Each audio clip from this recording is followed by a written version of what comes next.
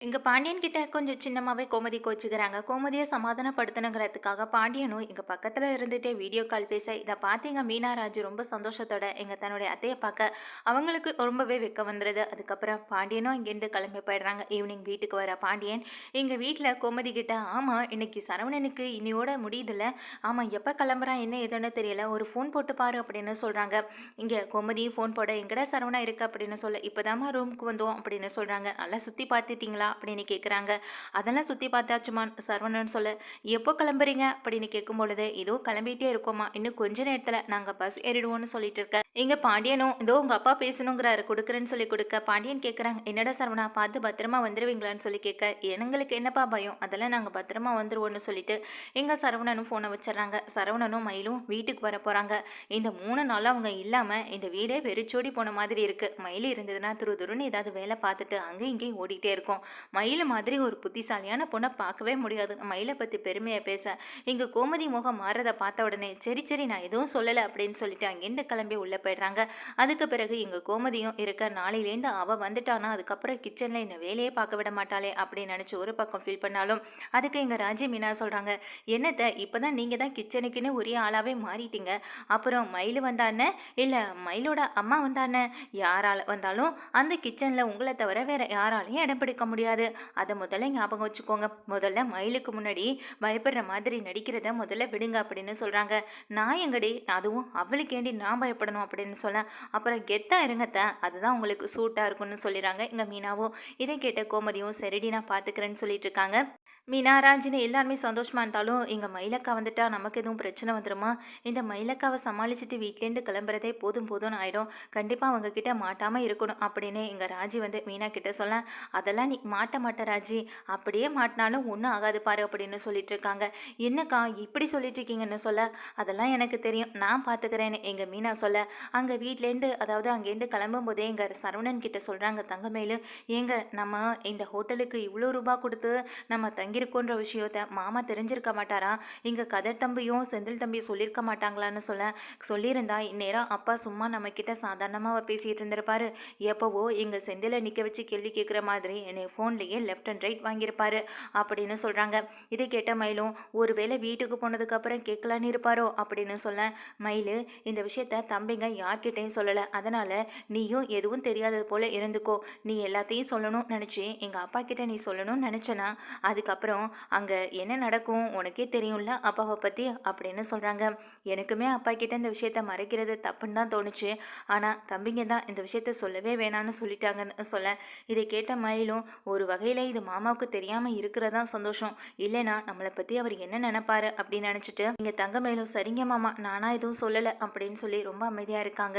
இங்கே அடுத்த நாள் காலையில் பொழுது விடிஞ்சகையோட சரவணனும் தங்கமயிலும் வீட்டுக்கு வர, இங்கே வாசல்லையே இருந்துட்டு அரசி ஓடி வராங்க. அண்ணனும் அண்ணி வந்துட்டாங்கன்னு சொல்லி ஓடி வர, "மயிலக்கா வந்துட்டாங்களா வாராஜி" அப்படின்னு சொல்லி போக, "ஆமாம், அவங்க வந்தால் நம்ம போய் முன்னாடி நிற்கணுமா என்ன?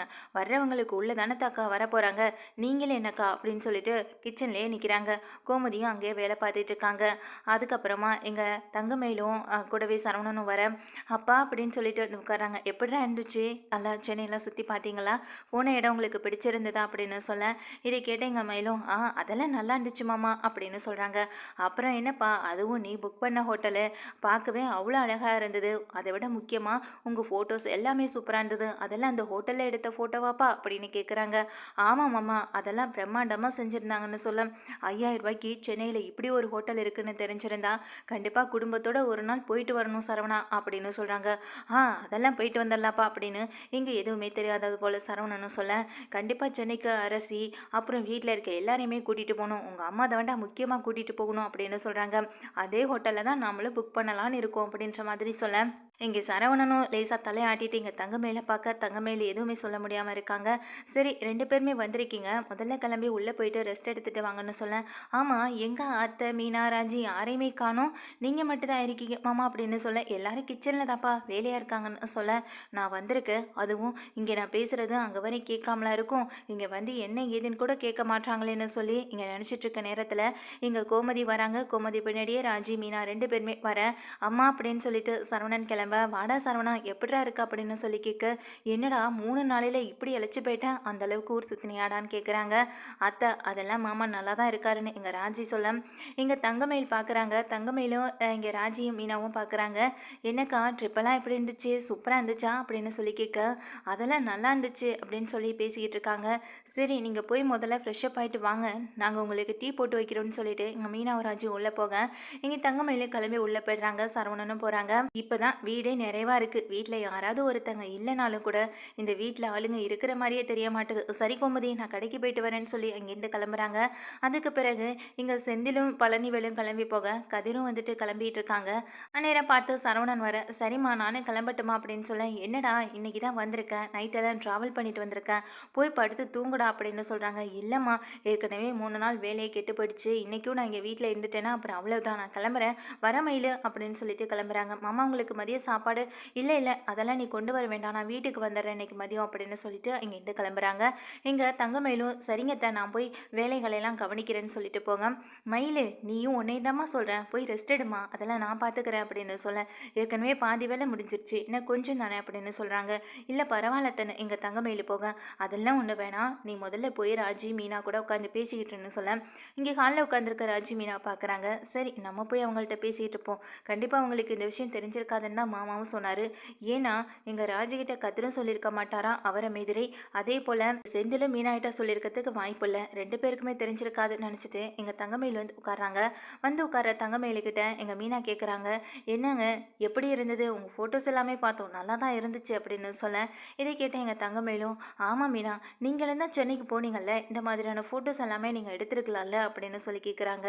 நாங்கள் 5000 ரூபாய்க்கெல்லாம் ரூம் கிடைக்காதுன்னு நினச்சிட்டு நாங்கள் இருந்தோம், அதுவும் இல்லாமல் நாங்கள் கம்பெனி மூலமாக தானே போனோம், அதனால் எங்களுக்கு இந்த மாதிரி ரூம் இருக்கிறதெல்லாம் தெரியாது, அதுவும் 5000 ரூபாய்க்கு. நான் கூட நீங்கள் புக் பண்ண ஹோட்டலை பார்த்து எப்படியும் ஒரு 20-25 ரூபா வரும்னு நினச்சேன், பரவாயில்ல மயில் 5000 ரூபாய்க்கு கரெக்டாக புக் பண்ணியிருக்கீங்க பார்த்து, அந்த வகையில் உங்களை பாராட்டணும் தான் அப்படின்னு சொல்ல, இங்கே ராஜிக்கு எதுவுமே புரியலை, ஏன்னா ராஜிக்கு எதுவுமே தெரியாது தான், தெரியாத மாதிரி தான் பார்த்துட்டே இருக்காங்க. இங்கே தங்கமயில் வந்துட்டு யோசிக்கிறாங்க, என்ன இங்கே மீனா வந்துட்டு எதுவுமே தெரியாது அப்படின்னு சொல்லிட்டு இருந்தாங்க, ஆனால் இவங்க பேசுகிறதெல்லாம் பார்க்கும்போது ஏதோ எல்லாம் தெரிஞ்சுக்கிட்டு பேசுகிற மாதிரில இருக்குது அப்படின்னு சொல்ல, இங்கே ராஜி கேட்குறாங்க தங்கமயில் கிட்ட, ஆமாக்கா நீங்கள் எங்கெங்கெல்லாம் போய் சுற்றி பார்த்தீங்க அப்படின்னு சொல்லி கேட்க, இங்கே கதையாக அளந்து விடுறாங்க.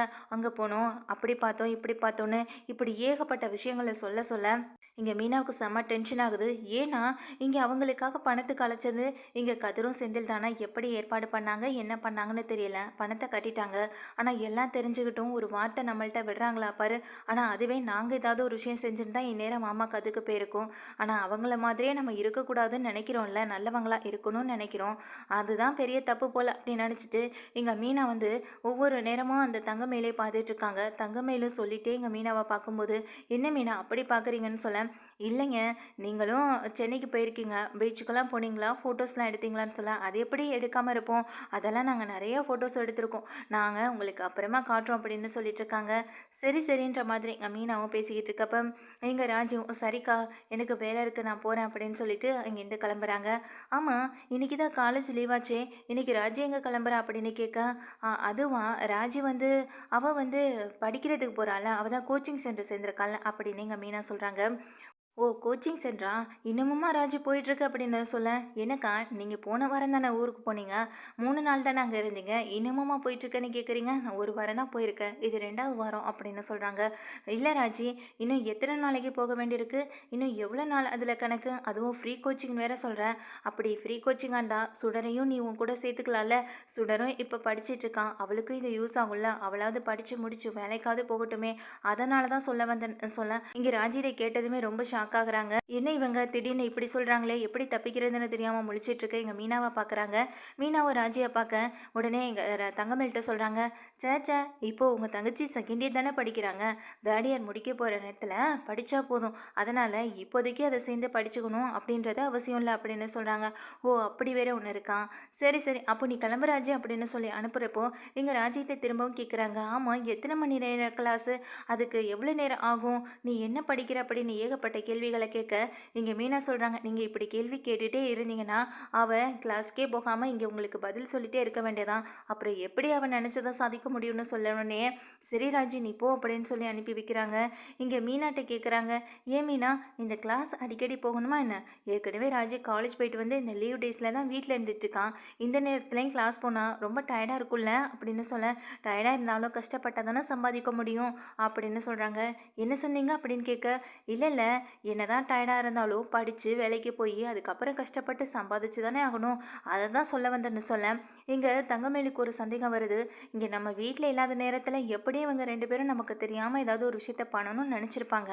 ஆனால் அப்படி எதுவும் நம்மளை மீறி பண்ணிட முடியாது, பண்ணுனா பார்த்துக்கலாம் அப்படின்னு நினச்சிட்டு இருக்க நேரத்தில் இங்கே மீனாவும் வந்துட்டு, என்னதான் நீங்கள் நினச்சாலும் எங்கள் ராஜா டியூஷன் எடுக்கிற விஷயத்த உங்களால் மாமா கிட்ட போட்டு கொடுக்கவே முடியாது. ஏன்னா நீங்கள் இப்போ இக்கட்டான சூழ்நிலை மாட்டிட்டு தவச்சிட்டு இருக்கீங்க தங்கமயிலக்கா. இப்போது நான் இந்த விஷயத்த சொல்லிடுவேன், ஒருவேளை ராஜ விஷயம் உங்கள் மூலமாக இங்கே அவங்க மாமா காதுக்கு போணுச்சு, அப்புறம் உங்களை பற்றின விஷயத்த நான் மாமா காதில் போட்டு விட்டுருவேன் அப்படின்னு நினச்சிட்டு இங்கே தங்கமயில பார்த்துக்கிட்டே மீனா உள்ளே போகிறாங்க. அப்போ தான் கதிர் கிளம்பிட்டு இருக்க நேரத்தில் கதிரோட ஃப்ரெண்டு வீட்டுக்கு வராரு. எங்கள் வீட்டுக்கு வந்த ஃப்ரெண்டை பார்த்த உடனே கதிருக்கு ரொம்ப அதிர்ச்சி ஆகுது. யார் தம்பி எது உங்களை தேடி வந்திருக்காங்களேன்னு சொல்ல, என்னோட ஃப்ரெண்டு தான் அண்ணி அப்படின்னு சொல்லி வெளியில் நிற்க வச்சு பேசுகிறாங்க. சரி தம்பி உள்ளே கூட்டிகிட்டு வாங்க, நான் காஃபி வைக்கிறேன்னு சொல்ல, அதெல்லாம் ஒன்றும் வேணாம் அண்ணி அப்படின்னு சொல்லிட்டு இங்கே தன்னுடைய ஃப்ரெண்டிட்ட பேசிக்கிட்டு இருக்க, என்னடா வீடு வரைக்கும் வந்திருக்குன்னு சொல்ல, இல்லைடா ரொம்ப அவசரம், நான் இப்போ கேட்குறேன்னு நினச்சிக்காத, அன்றைக்கி 5000 கொடுத்தேன்ல, அந்த 5000 திரும்பி கொடுக்க முடியுமா? ரொம்ப அவசரம்டா, நான் அன்றைக்கி நீ கேட்டேன்றதுனால தான் கொடுத்தேன், தயவு செஞ்சு என் அவசரத்தை புரிஞ்சுக்கோடா அப்படின்னு சொல்லி கேட்குறாங்க. இதில் என்னடா இருக்குது, நீ கொடுத்த பணத்தை வந்து கேட்குறேன், இதில் நான் என்னடா சொல்ல போகிறேன், ஆனால் இப்போ என் கையில் சுத்தமாக பணம் இல்லை, எப்படியாவது ஏற்பாடு பண்ணி தரேன்டான்னு சொல்லிட்டு இருக்காங்க. சரிடா, எப்படியாவது இன்னைக்கு ஈவினிங்குள்ளே உன்னால் முடிஞ்ச அளவுக்கு ரெடி பண்ணி கொடுக்க முடியுமான்னு பாரு, ரொம்ப அவசரம், அதனால மட்டும்தான், தப்பாக நினச்சிக்காத அப்படின்னு சொல்லி உங்கள் ஃப்ரெண்டு போக, இதை கேட்டுக்கிட்டு இருந்த எங்கள் மயில் 5000 கடன் வாங்கியிருக்காரா? ஏன் வாங்கினாரு, எதுக்காக வாங்கினாரு? வீட்டுக்கு தெரியாமல் கடன் வாங்குறது தப்பு இல்லையா? இப்படி வீட்டுக்கு தெரியாமல் கடன் வாங்கி எதுக்காக மாமாவோட பேரையும் அசிங்கப்படுத்தணும் அப்படின்னு நினச்சி இங்கே தங்கமயில் வந்து கதிர் தம்பி உள்ளே வரும்பொழுது, இங்கே கதிர் தம்பி நில்லுங்க அப்படின்னு சொல்கிறாங்க. என்ன நீ அப்படின்னு கேட்கும்போது, இல்லை நீங்கள் பேசும்போது நானும் கேட்டுட்டு தான் இருந்தேன், உங்கள் ஃப்ரெண்டு இப்படி வீடு தேடி வந்து உங்கள் கொடுத்த கடனை கேட்குற அளவுக்கு வச்சுக்கிட்டீங்களே, எதுக்காக தம்பி இப்படி வெளியில் கடன் வாங்கினீங்க அப்படின்ற மாதிரி இங்கே தங்கமயில் எந்த யோசனையுமே இல்லாமல் சொல்லிட்டு இருக்காங்க. ஏன்னா இங்கே வந்துட்டு கதிர் வந்து தனக்காக தான் கடன் வாங்கி அங்கே ஹோட்டலுக்கு அனுப்பிவிட்டாங்கன்ற விஷயத்தையே வந்துட்டு இவங்க அந்த நேரத்தில் அவங்களால யோசிக்க முடியல. ஏன்னா மொத்த பணமுமே 25,000, இந்த 25,000 பணத்தை தான் இவங்க அனுப்பியிருப்பாங்க. மொத்த பணமே ஒரு 21,000 இருக்கும், அந்த 21,000 பணத்தை தான் மொத்தமாக அனுப்பியிருப்பாங்களே தவிர இப்படி பிச்சு பிடிங்கி வாங்கியிருக்க மாட்டாங்க அப்படின்ற ஒரு எண்ணம் அவங்களுக்கு மனசுக்குள்ளே தோணலை. அதனால் அது தெரியாமல் எங்கள் தங்கமயிலும், என்ன தம்பி இப்படி வீடு தேடி வந்து கடன் கேட்குற அளவுக்கு வச்சுக்கிட்டீங்க, ஒருவேளை நேரம் மாமா இருந்திருந்தால் மாமா கிட்ட நீங்கள் மாட்டியிருக்க மாட்டீங்களா அப்படின்னு சொல்லி இங்கே வந்து தங்கமயிலும் சொல்லிட்டு இருக்காங்க. இதை கேட்டு எங்கள் கதிரும், அதை நான் பார்த்துக்கிறேன் நீ, இதனால் அப்பாவுக்கு என்ன பிரச்சனை வந்துட போதும், நான் கடன் வாங்கினா அதை நான் தானே கொடுத்தாகணும், அதுக்காக நான் அப்பா கிட்டே போய் கேட்டுக்கிட்டா இருக்க முடியும்னு சொல்ல, உங்கள் அப்பா கிட்டே கேட்க மாட்டீங்க, ஒருவேளை உங்கள் அண்ணன் கிட்டே கேட்டிங்கன்னான்னு எங்கள் தங்கமயில் சொல்ல, அதுக்கு கதிர் சொல்கிறாங்க, அண்ணன் கிட்டேயா அப்படின்ற மாதிரி பார்க்க, ஆமாம் உங்கள் அண்ணன் நிறையவே சொல்லியிருக்காரு, உங்கள் 2 பேருக்காகவும் அவர் நிறைய விஷயங்கள் செஞ்சுருக்காராம்ல, ஆனால் அதுக்காக நீங்கள் செஞ்ச உதவியை நாங்கள் மறைக்க மாட்டோம், இருந்தாலும் அப்பப்போ நீங்கள் கடன் வந்து அவர்கிட்ட நின்னீங்கன்னா அப்புறம் நாங்கள் எங்களுடைய வாழ்க்கையை பார்க்க முடியாதுல்ல, ஏற்கனவே மொத்த பணத்தையுமே வீட்டுக்காக தான் கொடுத்துட்ருக்காரு, இது வரைக்கும் எங்களுக்காக எந்த ஒரு சேவிங்ஸும் இல்லாமல் தான் இருந்துகிட்ருக்கோம், இனிமேலாவது வர்ற பணத்தை நாங்கள் சேர்த்து வைக்கலான்னு இருக்கோம், அதுக்காக தான் தம்பி சொன்னேன், நீங்கள் எதுவும் என்னை தப்பாக நினச்சிக்காதீங்க, என்னடா இவா தனக்கு பண்ண உதவியை மறந்துட்டு இப்படி பேசுகிறாளேன்னு மட்டும் நினச்சிக்காதீங்க, உதவி வேற ஆனால் பணமும் வேற இல்லையா அப்படின்னு சொல்லிட்டு அப்படியே நிற்கிறாங்க. இதை கேட்ட கதிர் அப்படியே ஆடி போய் நின்றுட்டுருக்கேன். அப்போ தான் மீனா பின்னாடி நின்று கை தட்டி கேட்டுகிட்டே வராங்க, ஷபாஷ் தங்கமயிலக்கா, சபாஷ், உங்களை மாதிரி தான் இருக்கணும், நன்றியே மறக்காமல் இப்படி நன்றி உணர்ச்சியோடு பேசுகிற ஒரு அக்காவை என் வாழ்க்கையில் நான் பார்த்ததே கிடையாதுன்னு சொல்ல, என்ன மீனா குத்தி காட்டுற மாதிரி பேசுகிறீங்களே அப்படின்னு எங்கள் தங்கமயில் சொல்ல, ஆனால் குத்தி தான் காட்டுறேன், அதை நீங்கள் அப்படியே வச்சுக்கோங்க, எனக்கு எந்த பிரச்சனையும் இல்லை. ஆமாம் கதிர்கிட்ட இவ்வளோ கேள்வி கேட்குறீங்களே, நான் உங்ககிட்ட ஒரே ஒரு கேள்வி கேட்கட்டுமான்னு சொல்லி மீனா கேட்க, என்ன மிச்சு மீனா அப்படின்னு கேட்குறாங்க. அதுக்கு எங்கள் மீனா சொல்கிறாங்க, இங்கே தங்கமயில்கிட்ட, இங்கே பாருங்கக்கா, இந்த ஹோட்டல் ரூமெல்லாம் புக் பண்ணிங்க இல்லையா, அது உண்மையான ரேட் எவ்வளவு அதை சொல்லுங்கள் அப்படின்னு சொல்ல, இதை கேட்டால் அப்படியே எதுவுமே பேச முடியாமல் நிற்கிறாங்க. அது உண்மையான ரேட் எவ்வளவுன்னு எனக்கும் தெரியும், இங்கே அந்த பணத்தை புரட்டுறதுக்காக கதிரும் செந்திலும் எவ்வளோ கஷ்டப்பட்டாங்கன்றதும் எனக்கு நல்லா தெரியும், ஆனால் அதையெல்லாம் மீறி நீங்கள் இப்போ வந்து இப்படி கதிர்கிட்ட பேசிக்கிட்டு இருக்கிறது எந்த விதத்தில் நியாயமாக இருக்குது, இந்த கடன் வாங்கினதே உங்களுக்காக தான், அது முதல்ல தெரியுமா, இந்த 5000 ரூபான்னு வந்துட்டு அவங்க ஃப்ரெண்டுகிட்ட ஓடி வந்து கடனை வாங்கிட்டு வந்தது மட்டும் இல்லாமல் தாங்கிட்ட அதாவது தான் இந்த வீட்டுக்கு கொடுக்க வச்சிருந்த 10,000 பணத்தை போட்டு தான் உங்கள் ஹோட்டல் ரூமுக்கே கட்டியிருக்காரு, அது உங்களுக்கு தெரியுமா, ஃப்ரெண்டுட்ட ஒரு 5000 தாங்கிட்ட ஒரு 5000ன்னு சொல்லி இப்படி அங்கங்கே கடனை வாங்கி தான் இப்படி உங்களுக்கு ஹோட்டல் ரூமுக்கான பணத்தையே கட்டியிருக்காங்க 2 பேரும். அது உங்களுக்கு தெரியுமா? இது தெரியாமல் இப்படி கதிரை நிற்க வச்சு கேள்வி கேட்டுட்டு இருக்கீங்க. உங்களுக்கு உதவி பண்ண போய் இப்படி உங்ககிட்டயே அவமானப்பட்டு நிற்கணும்னு கதிருக்கு என்ன தலையெழுத்தா என்ன? ஏன் கதிர் எதுவுமே பேசாமல் நீயும் அமைதியாக நின்றுட்டுருக்கன்னு சொல்ல, இல்லை நீ அது இந்த விஷயத்தை இவங்க கிட்ட சொல்ல வேண்டான்னு நினச்சேன். ஆனால் அப்படின்ற மாதிரி சொல்ல, எல்லா விஷயத்தையும் மறைக்கிறது ரொம்ப பெரிய தப்பு. அந்தந்த இடத்துல நமக்கு அவமானம் வரும்பொழுது நம்ம உண்மையை சொல்ல வேண்டிய சூழ்நிலை வரும்போது சொல்லி தான் ஆகணும். அந்த இடத்துலையும் அவமானப்பட்டு அசிங்கப்பட்டு நிற்கணுன்ற அவசியம் நமக்கு எதுவும் இல்லையே. இதை நீங்கள் சொல்லியிருக்கலாம் கதிர் அப்படின்னு சொல்லும் பொழுதே எங்கள் தங்கமேல் தலை குனிஞ்சு நிற்கிறாங்க. இங்கே பாருங்க மயிலக்கா, இந்த விஷயம் வீட்டில் யாருக்கு தெரியுமோ இல்லையோ, ஆனால் எனக்கு கதிருக்கு செந்திலுக்கு 3 பேருக்கும் நல்லாவே தெரியும். இப்படி நீங்கள் எந்த இடத்துலையும் அதுவும் முக்கியமாக ராஜிக்கு முன்னாடி பேசாமல் இருந்தீங்களே அதை நினச்சி சந்தோஷப்படுங்க. ராஜி நேரம் வீட்டில் இருந்திருந்தான்னா உங்களை அவ்வளவுதான் அப்படின்ற மாதிரி சொல்கிறாங்க. இதை கேட்ட மயிலு, நான் அதுக்காக சொல்ல வரலன்னு சொல்ல, போதும் நிறுத்துங்கக்கா. இது நாள் வரைக்கும் இங்கே சரவணன் மாமா எல்லாருக்காகவும் செஞ்சுருக்காங்கன்னு சொல்கிறீங்கல்ல, ஆனால் அதை விட அதிகமாக இந்த வீட்டில் மாமாவும் அத்தையும் தான் 3 பேருக்காகவும் இல்லை, இங்கே அவங்க பெற்ற 5 பேருக்காகவும் அதிகமாக செஞ்சுருக்காங்க. அப்போது நீங்கள் அவங்கக்கிட்டையும் கணக்கு பார்ப்பீங்களா அப்படின்ற மாதிரி சொல்ல, இங்கே தங்கமயிலுக்கு பேச்சு மூச்சே வரல. இந்த மாதிரி பேசுகிறது இதுதான் கடைசியாக இருக்கணும். இங்கே கதிர்கிட்டையும் சரி செந்தில்கிட்டையும் சரி, நீங்கள் கொஞ்ச நாளும் மரியாதை குறைவாக பேசுகிறத பார்த்தேனோ இல்லை நடந்துக்கிட்டாலும் சரி, அப்புறம் உங்களை பற்றின நீங்கள் பண்ண விஷயத்த நான் மாமா கிட்ட சொல்ல வேண்டி வரும் அப்படின்னு சொல்லி மிரட்டுறாங்க. அண்ணி எனக்காக நீங்கள் எல்லாம் சண்டை போட்டுட்டு இருக்க வேண்டாம்னு சொல்ல, இங்கே பாரு கதிர், நாங்கள் சண்டை போடலை. உன் அண்ணி இந்த இங்கே தங்கமேலக்கா புரிஞ்சுக்கணுங்கிறதுக்காக தான் நானும் பேசுகிறேன். உங்ககிட்ட பேசினதுக்கு ஒரு மன்னிப்பு கூட கேட்காம நின்றுட்டுருக்காங்க பாருன்னு சொல்ல, வயசு குறைவாக இருக்கிறதுனால மன்னிப்பு கேட்கக்கூடாதுன்னு உங்களுக்கு தோணலாம்.